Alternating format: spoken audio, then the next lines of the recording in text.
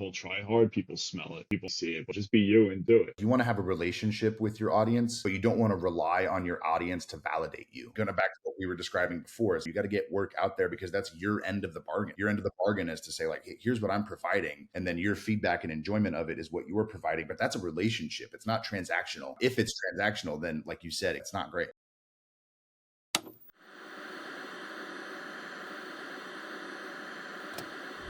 Is that much of it? That's not much of a change for you, right? My name is Carey. I used to load bombs in the Air Force, and now I'm a writer, a filmmaker, and an entrepreneur. Through using the post 9/11 GI Bill to go to college, working hourly jobs to pay the bills, and freelancing my way into a career, I've studied what it takes to successfully transition from service to civilian, and that study has become a conversation. On this podcast, I speak to other veterans, successful artists, and entrepreneurs about their transition, what they did well, where they failed, what they learned, and most importantly, how they applied their skills. Episode 93 features Rendar Klein, an Army veteran, former NYPD detective sketch artist, and currently an illustrator, animator, and artist for his own brand, Battle Tribe. Welcome. This is Veteran Made. This episode is brought to you by GoPills, a nootropic that gives your brain neurotransmitter support both acutely and over time. Those of us that served in the military, regardless of where we served and in what capacity we served, all came into contact with different chemicals, different percussions, and various elements of our environments that have affected our brain's ability to function. Think about your brain's performance and your mental health right now, yes, but think about your future too. We have so much more control over our long-term health than we realize. Visit gopills.com and use code VM15 at checkout for 15% off. That's VM15 for 15% off. Give your brain the neurotransmitter support it needs to perform well right now and over time. All right, we are live. We have waited the appropriate amount of time on Riverside. Good morning, Matt Klein. Welcome to Veteran Made. Hey, what's going on? Thanks so much for having me. Absolutely, man. I'm super excited to have you. Like I was just telling you offline, followed you for a long time, been a fan of your work for a long time. I'm looking forward to getting to know you a little bit and hearing more about your story. So for those who don't know, could you just give us a brief primer on kind of where and when you served, and then we'll jump into some questions about art. Yeah, I served 4 years active duty, 3rd Infantry Division from 2002 to 2006. And I went to Iraq in 2003 for OIF 1, and then I went back again for OIF 3 in 2005. And okay. Right afterwards. Rock on. And then in terms of your interest in drawing and sketching, is that something that started before service, like as a kid growing up, or was it something that started in service? Like where did that love come from, and where did you really develop the skill or learn that you had the skill for it? So like I grew up, my dad was a professional artist. He was an animator and designer, and he worked for Warner Brothers, Disney, and several other companies, and did commercials in the 80s for like cereal and stuff. So I grew up with that whole artistic background and just watching him do animation and design work. And I was really into it, and I did a lot of it. But growing up in an art family, it was feast and famine. Sometimes he did really well, sometimes he didn't do so well, and it was just a hard lifestyle. And I kind of just like, I wasn't sure about it, and I really didn't have any direction. I didn't know what I was doing. I did art in high school, and then 9/11 happened, and going back, my father's dad was actually a World War II veteran. He was a dive bomber pilot in the Navy. He was on the U.S. Ticonderoga. He was at Guadalcanal, Iwo Jima, all these famous battles and stuff. And so I grew up with those stories. And his brother was actually a B-17 navigator and got shot and killed during the war. He was in 15th Air Force Corps. And so I grew up with that background. So 9/11 happened. I kind of wasn't really doing anything. So I just felt the urge to join and, go overseas and get into the fight. So I did that. Getting out, I became a cop. Actually, real quick, the NYPD sent recruiters to where I was stationed at Fort Stewart, Georgia. And my friend, he was just like, yo, we need to take the test. I took the test. I got the score. They sent it to me. They're like, whenever you get out, give us a call. So I ETS in like April. So I was like, let me give it a shot. Went into the NYPD. I literally ETS April 4th, 2006, was on I-95, called them up, started my investigation. 3 days later, I was in the academy 3 months. And then I became a cop. I did that for about 8 years. And then I found out, but the whole time, throughout all this, even Iraq and everything, I just always drew. I always kept up my artistic stuff. It was more of a hobby. While I was in the NYPD, I found out that they have a sketch artist unit. And I was like blown away. I'm like, really? This thing exists? 3-man unit, 3 detectives that work at police headquarters. So one of my friends is like, "Oh, you should try out." So I went, spoke with them. I had to take like a test and a big interview and everything, and I ended up getting it. And that's where I did my last 8 years in NYPD, was doing sketches, like the police sketches. So it's wild how I had like this, like this skill in my back pocket. Never thought it was going to be anything, and then later on was able to apply it and help a lot of people and get to take part in a really cool career. But that's pretty much my life in like Yeah, 5 minutes. no, that I love it. That's awesome. Yeah, it's interesting. So I'm going to kind of rewind a little bit, and we'll kind of go through all of that. So, um, your dad, you grew up in the city. No, I actually grew up in Long Island. You grew up in Long Island. So Okay. yeah, and So, but you said my dad there's. worked in the city. I was just curious though, because of the like the recruiters coming down to where you are in Georgia. Were they looking for people who had New York like home of record kind of deal, or like, how that was? Yeah, it's I never heard of it before. So my team leader, he was from New York too, Yeah. and he was like he heard about it, and I never heard. And I actually like kind of brushed it off. I'm like, yeah, yeah, I'll take the test later on and stuff. And he's like, no, no, we need to go now. I'm like, all right. So we went there, and it was at Fort Stewart. It was at the Officers Club. NYPD personnel wearing like polos and everything, and the room was filled. It was like maybe like 200 people, and they're like, we're giving you the test for free. We like military guys. We'll mail your scores back to you. Just get a letter signed by your COs for deferment, and we'll hold your scores for as long as you're in and whenever you get out. So I'm so glad I took that test because I like instantly got in because of that. So Yeah, very, very fortunate. that's legit. That's a super cool thing. So growing up in Long Island, your dad was working. Was he like freelancing, or was So he staff places? so he started off in commercials. I forget the name. There was two big advertisement firms in Manhattan, and he would go there. The one he worked for, he'd always go in, and then he started freelancing. He started working for different companies as it went. Because a lot of the commercial industry left Manhattan in the early '90s, but then he went on to other things. But he did freelance. He would fax a lot of animation stuff. He would work. He'd be literally faxing like drawings over and stuff. It was cool seeing the whole process of it all. He's like he's the OG work remotely, work from home, right? Like Yeah, I'm yeah. drawing at home and faxing it So in. he did a lot of hand drawn animation for different stuff. So like it was just stacks and stacks, and he would ship it, and he would send the fax like the little proofs over and stuff. But it was pretty wild. It was really before all this computer stuff that came out. Yeah, that's super cool. So when did you start tinkering with a paper and pencil, or like, and then did you two talk about art? Did you two talk about the craft? Did you two talk about the business? Because you mentioned recognizing that your dad had, it was in flux quite often with Mhm. income and things like that. So did you two talk about the craft and the business of it, like the art and the commerce, or was that something you observed, or did you just talk about the art, or did you just observe from a distance? It was all the above. Like he would show like he showed me how to do animation at an early age and stuff, and so I would kind of pick it up. And he got me my own desk, and he showed me how to do it with all the different pictures and flipping it. And he had a whole studio set up where he could film it, and he could film my stuff, and showed me that. But then also too, yeah, 100% with the business aspect of it. Not like the grungy details, but he would explain like you should get paid for this and that, and your time's valuable and different things like that. But it's a very being an artist is a very fierce environment. It's very competitive. Like you think you're like the big fish, but you're just a small one in the big pond. There's so many great artists out there, especially now with technology. Everybody's out there front and center.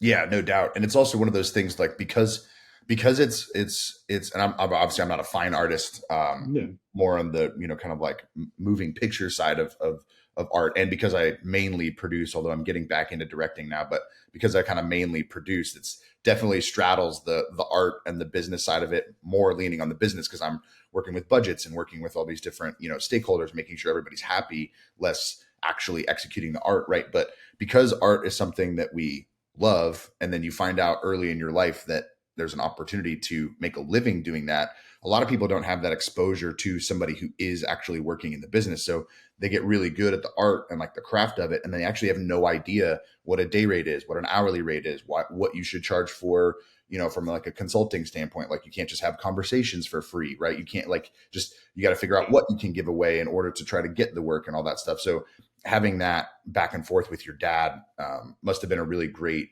foundation for you kind of later in life as you moved into, commissioning and making art for a living. Yep. Yeah. 100%. And then, so obviously with your ties to New York, it makes sense that 9/11 happens and you want to go get in the fight. Had you been thinking though before, as you're growing up and and working on this craft and having fun and drawing and doing animating, all these different things, did you think one day I will do this for a living like my dad did? Or were you thinking, well, I'll just keep doing this stuff because I kind of love it and kind of see where life takes me? Yeah, that's pretty much it. It was pretty much just a hobby, that I would, dip in and out of, but I always, kept it up. And it's so funny. So like when the opportunity got, like I knew I was getting ready to test for that sketch artist unit, I started getting down, I researched everybody like sketches and like whatever, like the style that they want. And then I just started replicating that and trying to get that feel. And it helped me on the test, when I took it and finally ultimately getting the position in that unit, which is very fortunate. But yeah, it was more of a hobby. Never in a million years would I ever think sitting here today that I do art professionally now. So what was it about, like, what was the feeling you experienced? What were the thoughts that you had when you found out that that unit was an option? Like, did it unlock something and you got like really excited about it? Or was it something you're like, oh, I'm good at this. I walk me through how you felt at that moment when you found out about that opportunity. No, absolutely. It was like pretty overwhelming. It was kind of like winning the lotto because it's the thing with it, it's a three-man unit and it's all based on like, so I actually tested for the unit in 2011. I was one of my friends, he had, this is funny. He was like, "Oh, you want to do an interview with Tom Brokaw on the type on the Intrepid?" And I was like, "Yes." So I went there and it was me and him, we both served together. So the whole story, it was for AMC, American Movie Classics. It was about veterans serving and stuff like that. So our whole story was, we met in Iraq and we went to the NYPD together. That was the whole thing. So when I was there, Tom, he was a complete gentleman. Some of the NYPD personnel, like higher ups, came down and he was telling them that I was a great artist. So he was like, "Oh, I'm actually friends with a sketch artist. I'll give him a call. You can go down there and take the test." So I go down there in 2011. I meet him, do good on the test and everything, and he's like, "Yo, you're great. Unfortunately, I have to wait for me to retire." So I had to wait for a first grade detective to retire. So he didn't retire until like 4 years later. So I was back on patrol chasing bad guys around, like just waiting, right? Oh, and and if somebody came along that did better on the test than me, I would have got knocked out. So I was like a little stressful. So I was just like this. And then finally the day he retired, I was like, yes. That's So awesome. yeah, I was like, enjoy retirement, you well deserved, but that's another thing too. Is like you can have the talent, but the timing's off or the opportunity. And I was very blessed and it all worked out. And I was so happy to be there. Had a great time, really Yeah. good time. That's awesome. Thanks, Mr. Brokaw. So Yeah. during that 4 year period while you were waiting for this guy to retire, were you kind of like homing back in on the craft? Like, did you like, actually, let me back up for a second. So the style you have now, I want to get to your style Yeah. and voice that you have now a little bit later, but what was your style and voice like as you were growing up and as you were developing it? And then that 4 years while you were waiting, like, did you kind of home in on the craft specifically for like wanted posters and the sketch artistry that would be required to work in that department? Or, Yeah. yeah, Yeah. Yeah, that was the thing is you want to emulate what everybody's pretty much doing. It's not like, it's not you're trying to get across that image of that perpetrator, that that victim, whatever was needed for the case. And you don't want it to be a jarring, like like we've all seen some jarring police sketches out there. yeah. So you just want your stuff to like, have your touch but to match it. So yeah, I practiced and got ready because when you get there, that's it. You got to perform. They bring a victim in that's like, a 14-year-old woman, female that's been raped or something. You got to like jump right into it. Like you got hired because you have these expertise. You got to perform. So, like, you got to be ready. No stress there. I remember like some of the first cases, I was just like, just getting it done. But then it took about a year. And then once you get into I was very comfortable and was able to do it. No problem whatsoever. So what was your style and voice like as an artist kind of before that period? Like, how did you develop what you have now? So, I mean, everything's problem solving with me. So I can look at something and be like, "Oh, I see how they did it," and kind of match it. Before that, like I'm a very like punk, like I did a very like comic booky stuff like that. And that's what I do right now. I kind of just do my own thing. But once again, when I was like seeing the sketch artist stuff, I looked at what some of the good artists, like the guy I replaced, this detective, awesome artist, Detective Juan Perez, and I saw what he did and started and emulated kind of emulated what he did, but added my own style to it and just, to match into it. But, like I could switch on and off different styles. If you're like, I want a painting like this, a Frank Frazetta, do a Frank Frazetta kind of painting, no problem. I could, match it and everything like that. And then, Where does that kind of versatility come from in you, do you think? um, honestly, I'm observation skills. So like one of the things I would say like why the hand-eye coordination I got good at younger age and came up is when I was a kid. I always remember like there was like no posters of anything. Like if you wanted like cool art on your wall, there wasn't really anything. Like now it's abundance. You can get like whatever type of thing you want. So I remember looking at little photos and blowing them up, and that hand-eye coordination from observation really played into being able to do art later on and emulate different styles and everything like that.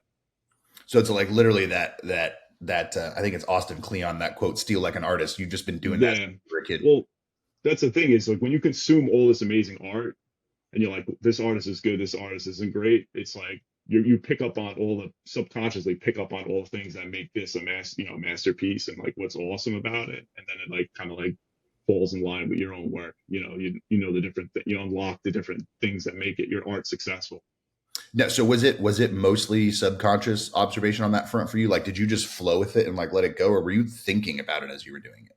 I think it was just like a flow thing, like just the constant consumption of good stuff, and then it just when you put paper to pen or whatever, however artistic you express yourself, it just comes out. All the successful things that make your art successful just come out that you've seen other people do.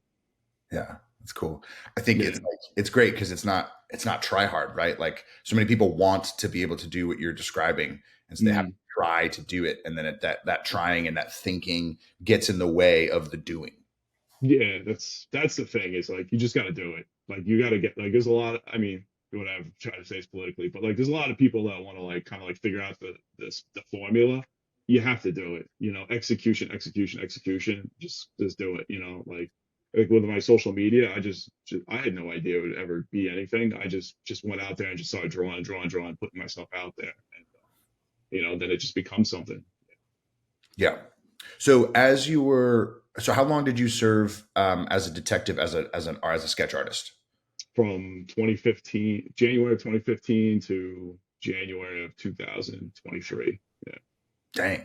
So Yeah. okay. So just recently left. Okay. So and then when did you start to work on you know the Instagram page and like sort of the Battle Tribe approach and style and all of that? Like when did you say, all right, I'm doing this for a living for the NYPD, which is awesome and fulfilling, and I'm helping a lot of people, which is incredible, but I also want to do some of this other stuff for myself. Like when did that start for you?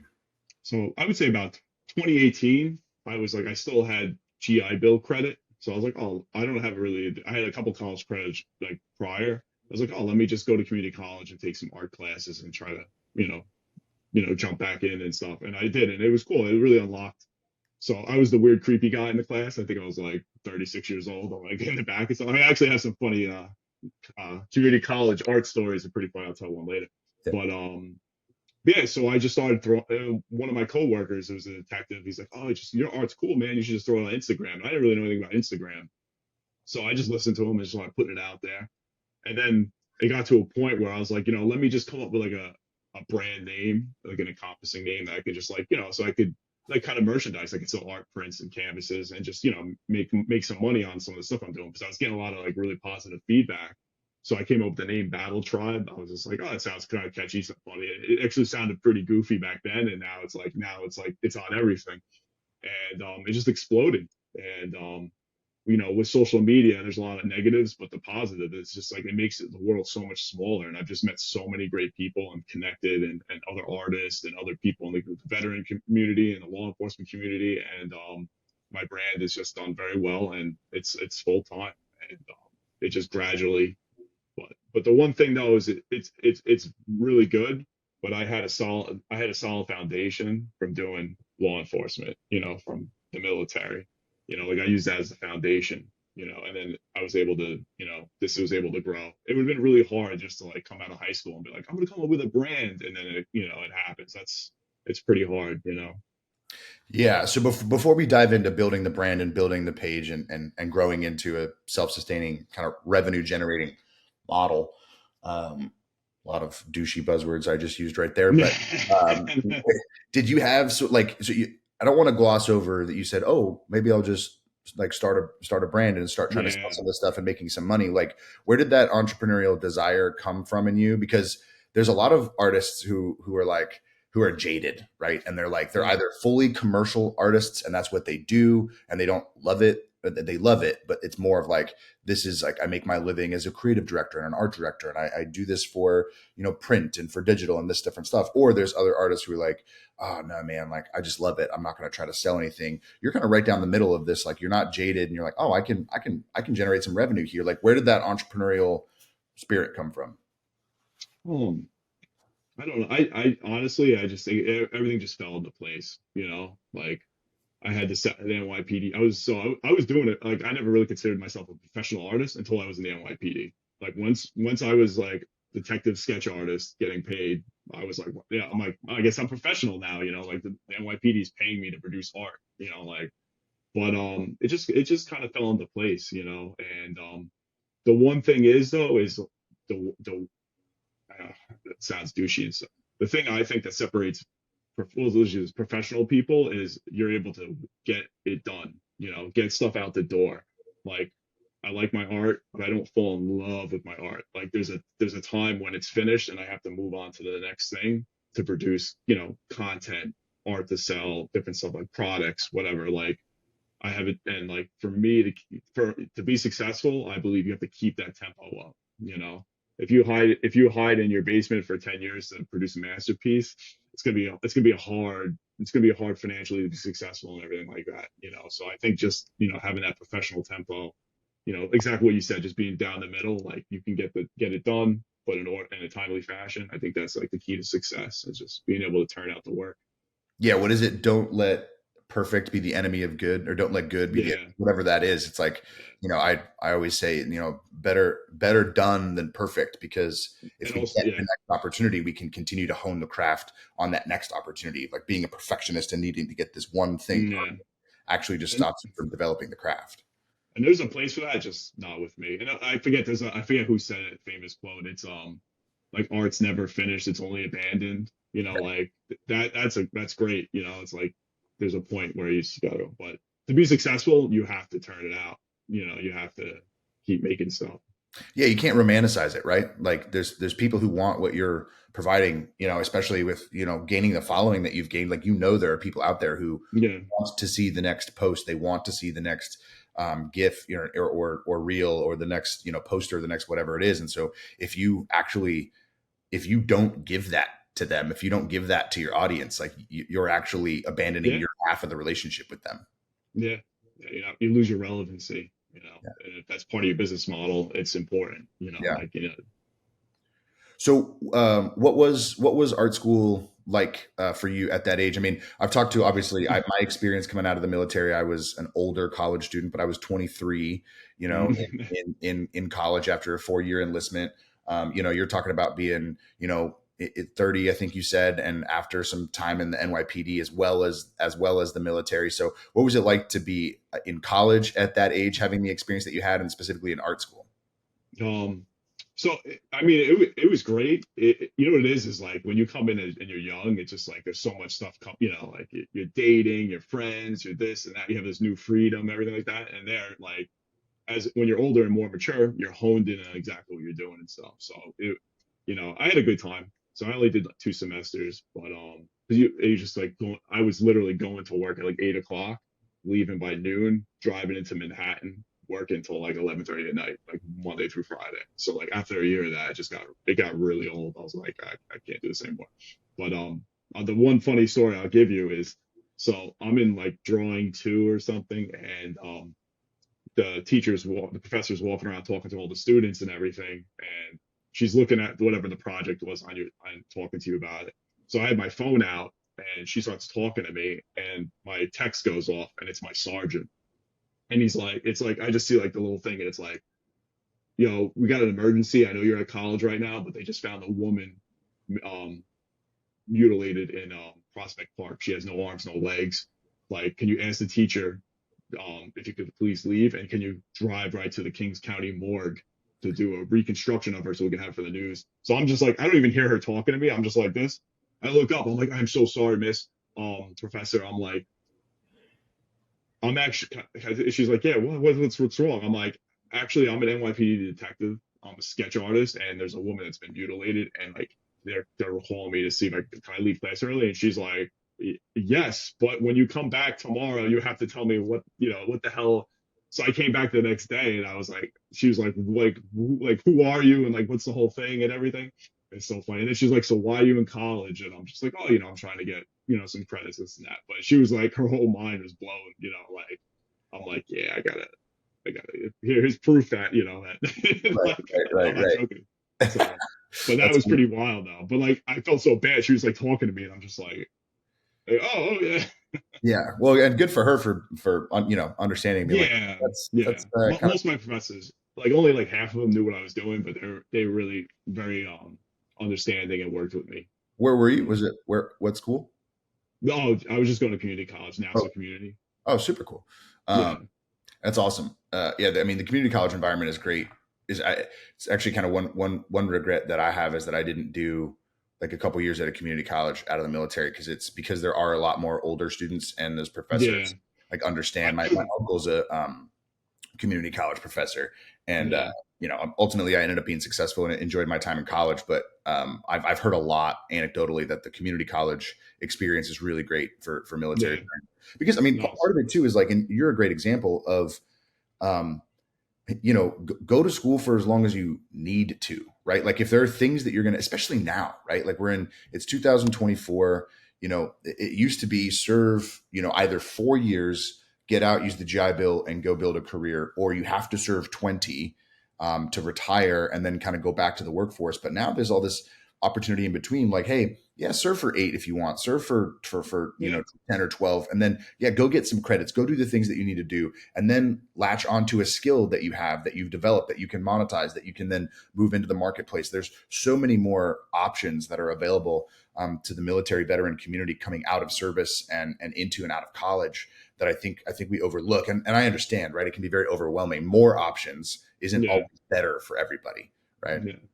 But it's gonna remain nameless. But I did apply for like a high end art school in New York, and I got denied. I wrote a whole essay. I had to write an essay part of it, and it was like I pretty much was like, this is my career, And I got back a like, not an acceptance letter. I'm like, so I mean, some of the art staff at the community college part time worked at a bunch of these colleges and stuff. So they were like, yo, if you want to go, like, we'll definitely write you a letter of recommendation, everything like that. But that was after a year, so I wasn't really gonna go back. But Like but it screw was it. fun. I don't want It was fun. you. Yeah, I was amazed. I got the letter. Me and my wife were reading it. I'm just like, all right, cool. So yeah. it is what it is. I could probably guess which one. Yeah. But screw them. The yeah, that's cool. So what was the shift for you? When did you? So you started saying, oh, well, let me back up one more time here. Sorry. So the other thing I hear as a through line is that it seems like you have very good and deep friendships and you trust the people around you, right? You're like, oh, my buddy told me I should do this. Oh, my buddy and I went and did this together. Yeah. My buddy recommended this and I kind of took him up on it. Do you have other artist friends or are they other friends that just appreciate you as a human and appreciate kind of what you do? Um, I mean, I have a wide spectrum of friends and like different artists and stuff, artists in the veteran community and stuff, and just every walk of life. And I've also had friends that do like are musicians and do other different stuff, and like we meet together in the middle, and we have a lot of things in common. So just a wide, broad spectrum of people, and like that's the one thing cool about like what I do on like Instagram and internet and everything is it's stuff I want to do, you know. I get a lot of different like, oh, would you like to do this? And I'm like, unfortunately, it's really not my thing. I don't have to. And it's nice that I have, like, I have the retirement from the police department and stuff like that, so I could be choosy with what I want to do. But most of it is just organic. But So when did you decide I'm going to make the shift from I'm going to retire from NYPD, and I'm going to make the shift towards this brand, this channel, and monetizing my art full time. So it pretty much just worked organically. I was able, like when I was able to retire, I stayed a little bit longer, and it was my business was already successful. So it was firing on all cylinders for like since 2019. So for several years, and then I was just able to just move into that whole thing. So I already had it started, and everything just fell into place, and it just worked out that way. Did running the channel and running your store and like running the business side of it affect you in any way that you weren't expecting, either in a good way or a negative way? Um, no, not in a negative way. I just organically again just make content. Like I have a whole like it's scheduled internally in my brain. Like I need to do this every week. Oh, it's Wednesday. I do this. I do this. And I stay on top of emails and everything, and just producing content. Like I always wanted to experiment with animation, so I do like little quick animations and different stuff like that, and I just constantly just always coming up with something new. So I try to have something new every week, and it's been going pretty strong since 2018, 2019.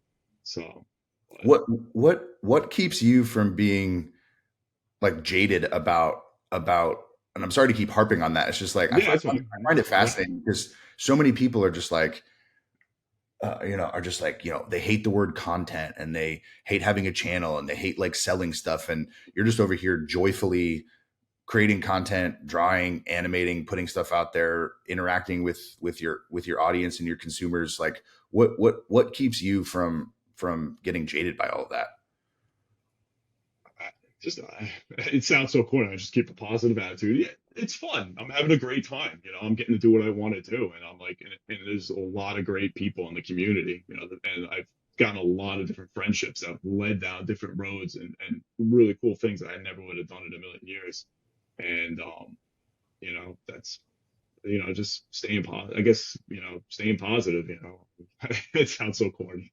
No, it's not. It's not corny at all, because it's like something. I mean, it's one thing as and obviously my platform is not nearly as large as yours, but like as I've started to grow a bit of a platform and started to grow this account and grow the podcast and build relationships with people, I'm gravitating towards the positive and away from just the negative. Right? It's like Yeah, into a community, especially ours, which has all these different like pockets, right? Like I wasn't a shooter. I was a support guy. I loaded bombs in the Air Force on the flight line. So I never left the wire, never did any of that stuff. Certainly never did any sort of like operator type stuff or whatever it is. And so there's all these different pockets of our community.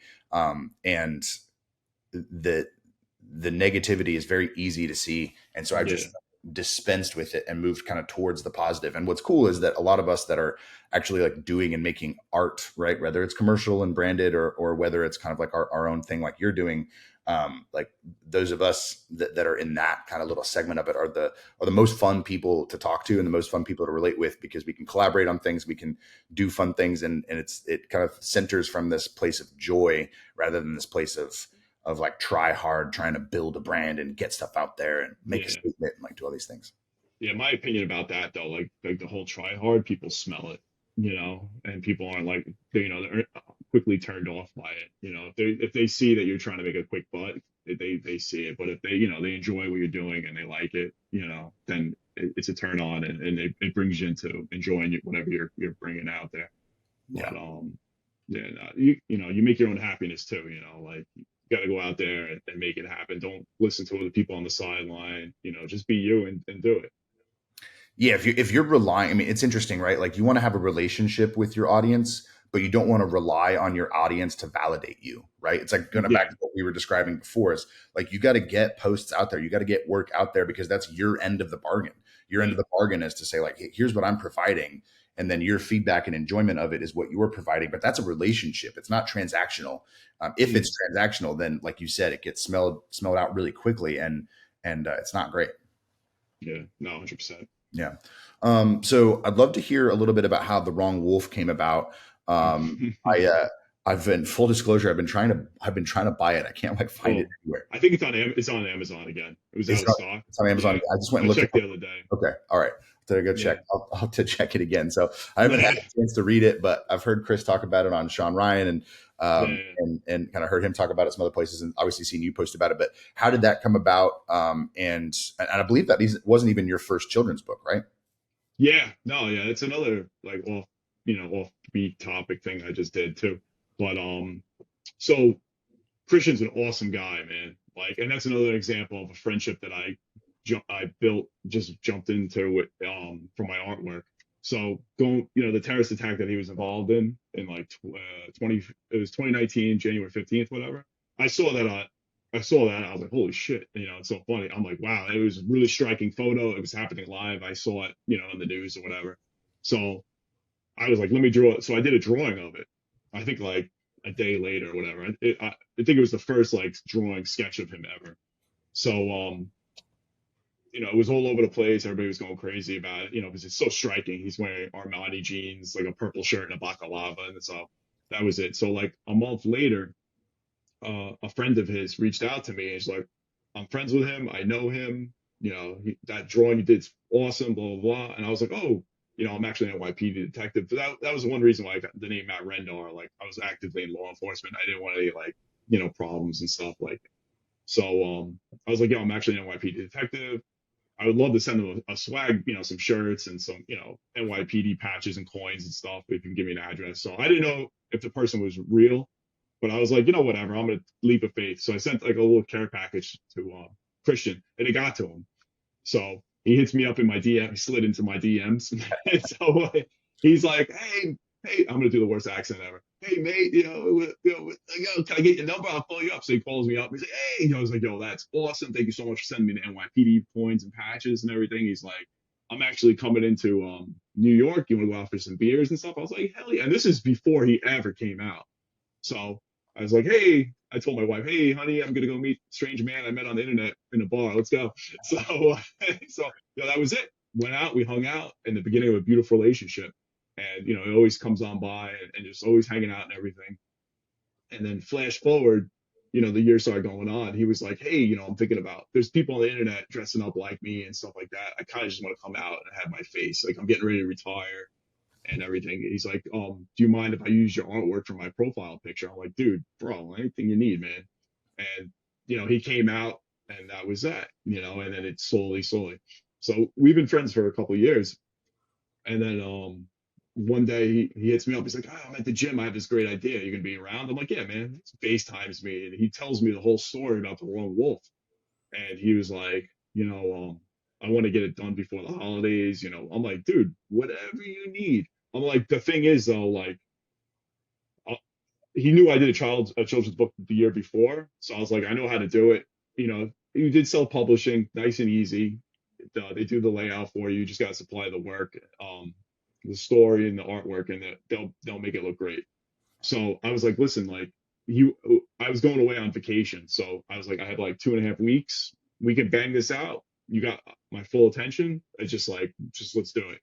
So I was like, just come up with it, like write what each panel you want to have through the story. So he sent me the whole story, and he was working on it back and forth, but he had all the main pieces, and he was like, he gave me like this page is gonna have a wolf doing this, and I pretty much 90% followed. Some of the pages he had a lot on, and I just organically made like 2 pages or 3 pages. Like I just thought it would flow a little better, but pretty much he had it locked down to like everything he wanted, and being that direct with his image. So I would send him the drawing in black and white, and he'd be like, "That's awesome," and very little tweaks. Like once in a while, he give me a tweak.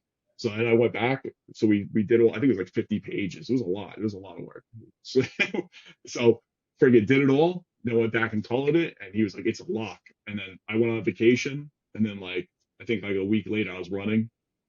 I look at my watch, and he sent me the first proofs of the cover, and it was like, this, because I was holding my breath, because something might have came up, they might not come out or this and that, but I just looked at my watch, I saw the thing, I was like, this is awesome. So then that was it, and then the book came out, and he was on Sean Ryan show, and he promoted on a bunch of other things, and really proud of it, really cool. It's a cool story, it's so different than what's out there, and but the one thing I like too is, unfortunately, the book that he wrote about the incident in Nairobi when he went in there and killed all those terrorists and stuff. it's unfortunately it's not coming out. So it was really nice for him to have another project to be proud of to do, and also too, it's so different than everything else when it has a theme, it has themes in it that relate to his real life and like what he did on that day. So it was just awesome to be a part of it, and it's actually doing really well. The book's doing really well. So Yeah, I mean, it's doing so well that it's almost impossible to buy. Which is great. What was it like? I mean, you just described it a little bit, obviously, but kind of double tapping on it, like, what's it like to collaborate with a friend, and what's it like to collaborate with somebody who like isn't necessarily, I don't know his background super well, so please forgive me yeah, it's fine. if this is like disrespectful or whatever, Yeah, but yeah, it's fine. he's not like a typical comic book writer or a children's book writer Mm. or like he doesn't, I don't know. What was it like to collaborate with somebody who's like, hey, I have this idea, I want to do it. Like, can you draw these things? And you mentioned he was describing most of it was good, but some of it had some other things you had to kind of make some adjustments. Like, what was it like doing that, making those adjustments on your end and communicating back to him and saying, well, this is kind of how I would do it? So me and him clicked because we're kind of like this, like we're into the same stuff. Like he's a big 80s, 90s action movie guy. He likes like Terminator and Aliens and like all that stuff. And so like his interpretation of everything, I just saw eye to eye on, like all the different stuff that he enjoys that I enjoy too. So it was like we're the same kind of guy. And it was just, I just fed off each other and I was able to see his vision. Like, and also too, he's very articulate. You know, he was, like everything he was writing made sense. It wasn't like footnotes. It was very deep, stuff. Yeah. So, but yeah, and not a problem, not a problem. There are some people that are like, oh, I want a wolf. And like, that's a lot, like Yeah. he's like, he sent me like a Google image. Like I want him like this, and very direct, and just very easy to work with. That's badass. I love it. Very But cool. just one real quick thing though, but the thing with that too is it's an example of like how you get stuff done is you got to be direct, like you can't be like, oh, like all these foggy ideas. Like if you want to get stuff done, have a whole system in place, very direct on what you want. And that just made my life easier. So like I had like the two weeks pretty much to get it done. Like, oh, I want this in 2 weeks, but I don't really know what I want on page one. It's like that's not how it works.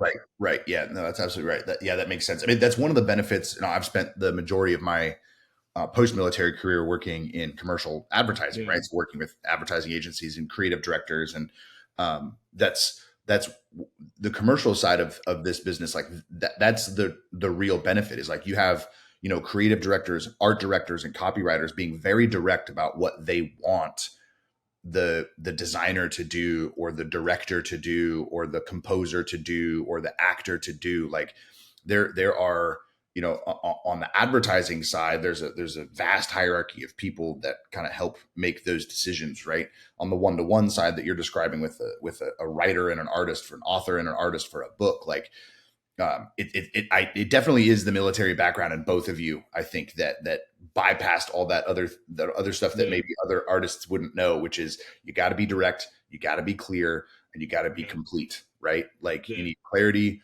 you need completion, and you need direction, right? yeah. And if you have those things, then the talent can just come out All and of it, yeah. do the work. It's all being professional, and like I learned that in the military, and then you learn it in the police department, and then you just carry it on to everything, So Yeah, that's exactly right. Like, so yeah, what Stephen Pressfield always says, a dentist never gets a dental block. So a yeah, writer should never get writer's block. yeah, An artist no, should never get artist block. You sit down and do the work, right? yeah, And yeah. treat yourself like a professional and treat That's the other people you're working with like a professional. Yeah, and all that is the key to success. If you're able to do that and harness that, you'll push yourself out in front and become successful. Yeah. Yeah. So, what are you working on right now? Like, what's next upcoming? Anything big, or just kind of keeping things going? Yeah, just nothing. No, honestly, really no big projects. I'm working on some like I want to do like it's so funny. I'm like I have like a whole like what do you call it? Bucket list of stuff I want to do. Like I want Yeah. to do this. I want to do that. I want to do. So I really want to do like some comic books. So I've been working on some concept stuff for that, and we'll see from there. Like there's so that's the thing now. We live in 2024. Everything is at your fingertips. If you have the money to push something, you could do it. You want to do a book, you want to make an album, a music album, you want to do a video, you want whatever you want to do, a comic book, you can get it done. So there's so many outlets. You want to do trading cards, you want to do this, you want to make some merchandise. It's like everything is accessible to you, and really cool stuff. Yeah, the indie opportunities out there for people, who build a following and build a customer base like you do and build an audience like you do. It's like, well, yeah, actually, I can bypass all the big brands. I can bypass all the big publishers if I want. I can actually just do this myself and partner with other people and do this independently and give the people exactly what they want, rather than have it filtered through 17 other different stakeholders telling you what you should do. And all 17 of those people are taking a piece of the pie. Right. There's I forget what it's a couple years old now, but there was a great interview with Todd McFarlane, and it was talking about the entrepreneurial spirit and like what made him leave Marvel and make his own comic book company. And it's got some really motivating things in there.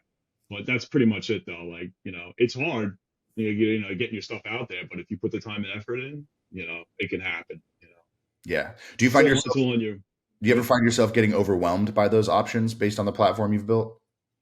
No, not really. Not really. I just kind of take it as it goes, Yeah. I love it. Awesome. All right. I want to kind of wrap things up here, and be respectful of your time. Before I get to kind of the open-ended question that I ask to end each episode, where can folks find you? Where can folks find your books? Where would you like to drive traffic? So, so what do you call it? Instagram is the best way to follow me. I have everything in the universe linked there. So it's Matt Rendar, MatRendar, and that has everything up to date and everything like that. For the books, there's a bookbaby.shop.com and also Amazon. You could find it. I think at Barnes and Noble it's sold out and a couple other things, but yeah, Book Baby. And so I did a book before. It was so I do a lot of murder, death, mayhem art. So when I was younger, I had this idea about a Christmas tree. Where did the Christmas tree? So I wanted to make like a little wholesome children's book. So I actually, I had the idea, and my wife actually, she made it make sense, and I did all the artwork. So I made a book. It was 2 years ago. Where all the Christmas trees go, and that's on Amazon, and that was cool. It was a great experience, So like, and that was the thing too. Another example of like getting it out the door, like you could tweak it, like I want it done by Christmas, boom, and Yeah. it showed me how to do that. You did that with your wife? Is she like an author, writer? What does she do? No, that was the first time, so she took my story and made it, she did it rhymes, it has all this different stuff, but she really put a lot of work into it. And she was actually a retired NYPD sergeant. So she did it, and I did all the artwork, and we got it self-published. And that's the thing with Christian. Christian's like, he's like, I know you know how to do this. I'm like, yeah. So I led him the way, and he was like, wow, this is pretty impressive, and just got it done. What was it like collaborating with your wife in that capacity? I work with my wife. I collaborate with her on art all the time, so I know it on my end. But curious how it was for you. It was good. So I pretty much like, here's my rough draft, and she was like, oh god, this is so she made sense. There were certain parts where she was like, how about we tweak this? And I was like, no. I'm like, no, like, because I had to get out the door, so like, I kept it very, but she honestly did like a ton of the heavy lifting, making it, making it flow in the words and everything like that. So finally getting it in your hands was an accomplishment. Yeah. It was a good time. Yeah, it's great. It's like, it's back to direct communication, right? It's like in with your spouse, even if it's, work related or art related or anything else related, like if it's through love and respect, but it's direct, that's still the best way to do it, right? Yeah. You're indirect and you're wishy-washy about your communication. That's when it opens up those opportunities to kind of, have those. It's never going to get done. Right. Like if, that's the pitfall of all, creative stuff. It's just like you tweak it forever. It's never going to get done. But yeah, she did an awesome job, and I'm very proud of it. It's out there. Awesome. Well, I'll pop back onto those links and try to buy both of them. And we'll also link it out in the show notes and all that good stuff. And we'll tag Matt Rendar and do all that stuff. And we'll chat offline about collaborating on posts and all that good stuff. So to end each episode, Matt, I ask an open-ended question. What's on your heart and mind for our community right now? Could be a piece of advice, something you want to get off your chest, or something you want to reiterate from what we've talked about today. But Matt, what's on your heart? What's on your mind? With the veteran community, Yeah. um, you got to make your own happiness. You got to get out there. You got to get out there and put the work in and be that success story that you want to be. And you're the foundation that everything that you've been a part of, use that to your advantage to propel you forward. Like you got to make it happen. So get out there, make it happen. Be proactive. I love it. Great answer. Couldn't agree more. Appreciate your time. Appreciate your energy. So much for having me. Appreciate your work. Appreciate it. All right, brother. We'll see you.